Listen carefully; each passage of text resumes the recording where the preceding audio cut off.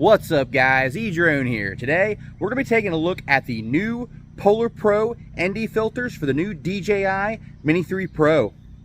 Stay tuned.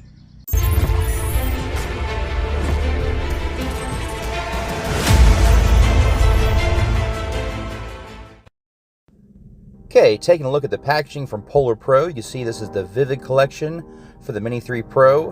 It includes ND 8, 16, and 32. And while the box does look kind of generic, they are using recyclable materials, which I do like. Go ahead and pull out. What you get is a lens cleaning cloth here, a microfiber. Nice little lens cleaning here for your ND filter. And here is the nice case included that is really quite durable, able to throw it in your bag without having to worry about breaking it. I would even venture to say it's probably semi-waterproof. It seals up very nicely. Alright, in order to install the ND filters on your Mini 3 Pro, you want to lay the drone on its back, hold the gimbal with one hand, and twist the lens cover off counterclockwise.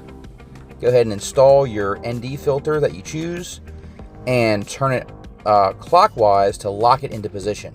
Now these ND filters also have a polarizer. So holding the gimbal with one hand, you can rotate the bezel to adjust the polarization to your liking. You want to do this once you have the drone powered up and looking at the footage. Let's go ahead and take it outside so we can get our settings adjusted.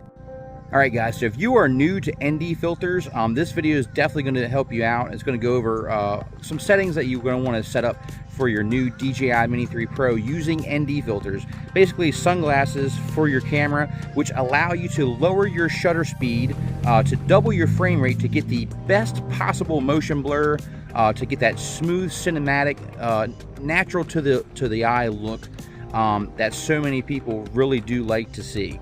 Very good cinematic video you can get by using the ND filters. Okay, here's an example of what you can expect when using ND filters.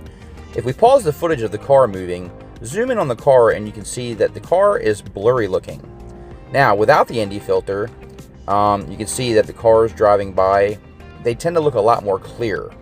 So if we do the same thing with the footage without the ND filter, if we pause the car moving and zoom in, you can see that the car does not look as blurry as the first time with the ND filter. You can see it looks a lot more clear, which doesn't look as natural to our eye when we see objects that are moving. So this is just an example of what you can expect when using ND filters and what the difference really looks like.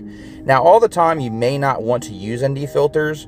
If you're doing a job that requires you to get the most amount of detail, then you definitely don't want to use ND filters. You want to be able to zoom in and get those fine details. All right, let's talk about the shutter speed. So as you can see right now, I have it selected to auto, and you can definitely utilize auto with ND filters for the shutter.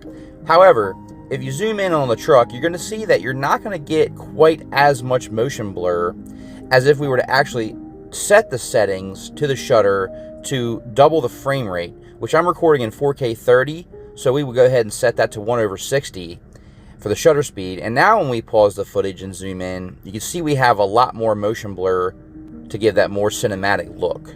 So just keep that in mind.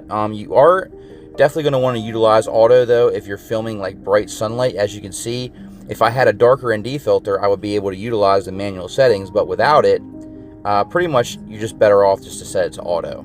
So there is going to be some applications where setting your shutter speed to auto and utilizing ND filters is actually going to be in your benefit. But to get the absolute best possible motion blur, you're going to want to make sure that the ND filter you're using is dark enough to where you're not having overexposed lighting conditions in your footage, and then just set that shutter speed to 1/60. But keep in mind, you can still utilize auto if needed. You want to choose the correct filter for the time of day. If you're going to do something in the morning or maybe something towards the later evening, you're probably going to want to go with either an ND8 or an ND16. Middle of the day, you're going to want to go higher, maybe ND16, ND32. If it's a pure, bright, sunny day with no clouds in the sky, definitely go with an ND32, or darker if you need. The 3-pack from Polarpro comes with a ND16, ND8, and an ND32, which usually I'm able to get whatever shots I need with those three options for the ND filters. Now, these are polarized as well, so they will help with reflection off of bright surfaces such as water or shiny buildings. It will help with the reflections from the sun using that polarization. They use very high quality parts for these ND filters and very good smooth quality glass that's anti-fog resistant, anti-smear, and they clean off really easily with the included little microfiber wipe that they give you in the box. Can't say enough about these filters. They work really, really well. You can also lower your ISO to as low as it will go, which for the Mini 3 Pro I set to 100 for the ISO. I set that for the max of 100. I lower that ISO as far as it'll go. Then I go ahead and set my shutter speed, and then you can go ahead and select whether you want to record in the auto color profile or the raw. I always go with the raw, and then you can grade afterwards. But if you're looking for something just fresh out of the box, go ahead and choose the auto setting for the color grade, and it will do a good enough job for you for sharing without having to mess with any adjustments in post.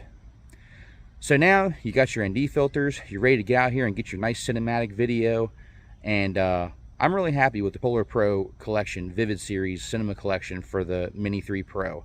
Make sure I put links down in the video description for those if you want to check those out for yourself, and make sure you head on over there and check them out. Get yourself a nice set so you can get that smooth, nice cinematic video. Thank you guys so much for watching. Please like, share, subscribe, and put your comment down below on what you think of the new Polarpro ND filters for the new DJI Mini 3 Pro. I'll be glad to hear what you have to say and your thoughts on these ND filters. I really think that Polarpro has really good quality, good value for the money. They seem to work extremely well. They're definitely easy to work with, easy to install. They don't mess up the gimbal any way, shape, or form. And I have had really good luck using the Polarpro filters for many DJI drones in the past, and now I'm excited that they have a new lineup for the new DJI Mini 3 Pro. Make sure you check out my new DJI Mini 3 Pro playlist. I'll put a link up here in the corner for that. Until next time, guys, thanks so much for watching. Edrone out.